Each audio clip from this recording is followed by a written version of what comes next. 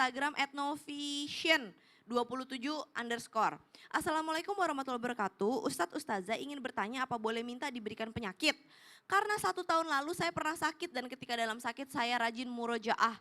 Bahkan hafalan saya nambah banyak. Tapi ketika sudah sembuh dan untuk menghafal sulit sekali. Apakah karena kesyukuran kita yang membuat doa kita cepat terkabul? Afwan, jazakallah khair. Gimana nih Ustadz Hilman? Baik, saya jawab sambil tausiah ya. Ya Baik Kak silakan, Caca, Ustaz silakan. Maulana, Ustaz Syah mohon izin. Baik, jamaah Islam itu indah yang dirahmati Allah Subhanahu wa taala. Doa itu adalah permintaan dan permohonan seorang hamba kepada Allah Subhanahu wa taala.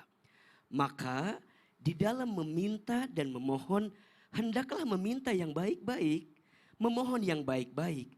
Sekarang bagaimana mungkin ketika dia minta penyakit, bukankah penyakit itu adalah bagian daripada hukuman yang diberikan kepada kita?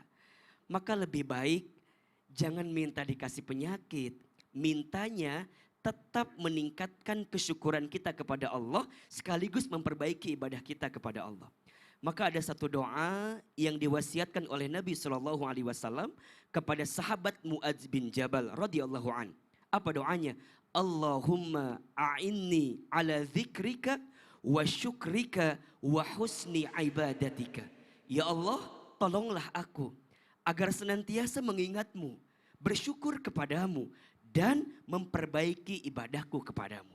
Artinya apa? Kenapa harus nunggu dikasih penyakit dulu gitu loh.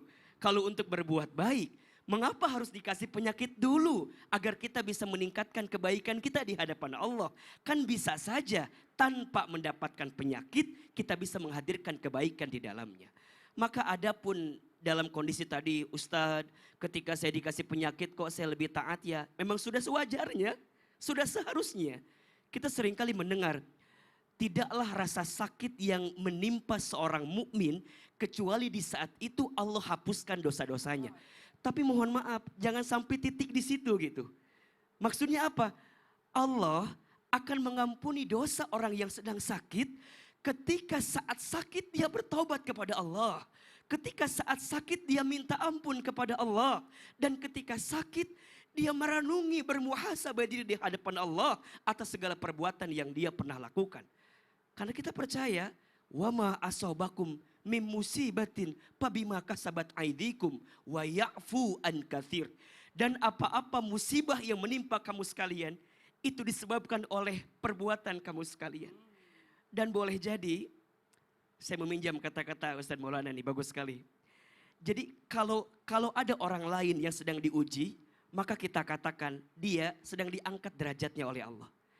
Tapi kalau kita yang lagi diuji, kita katakan di hati kita, Allah sedang ingatkan saya karena banyak dosa yang pernah saya lakukan. Jangan dibalik. Kadang-kadang kita suka kebalikan. Itu lagi sakit gak banyak dosa sih gitu. Kalau lihat orang yang diuji, wajar Ustaz banyak dosa. Kadang-kadang kurang tepat. Kalau orang lain berikan kebaikannya, tapi kalau di diri kita jadi muhasabah kebaikan untuk kita.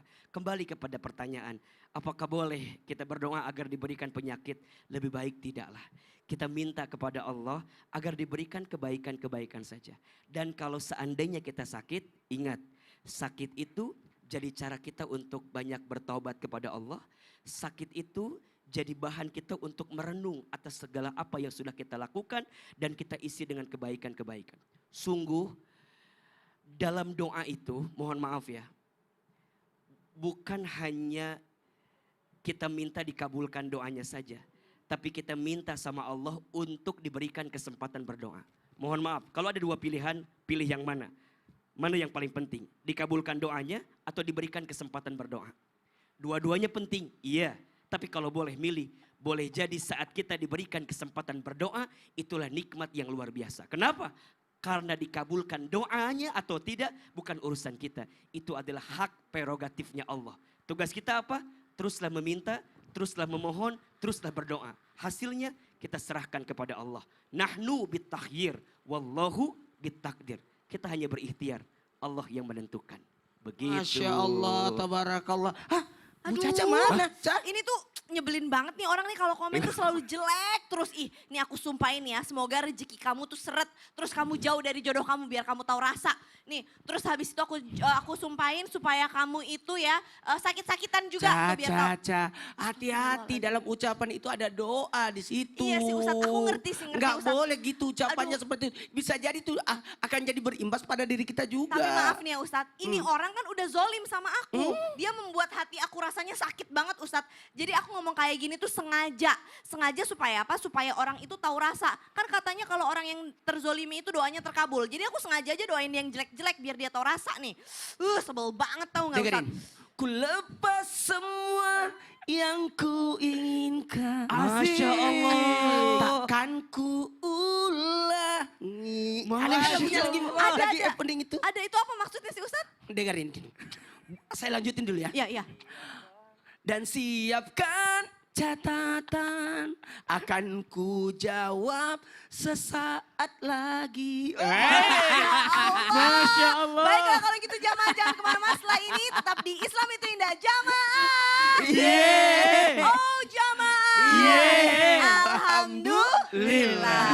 Lagunya gak enak banget. Bagus Pak Ustadz suaranya Masya Allah.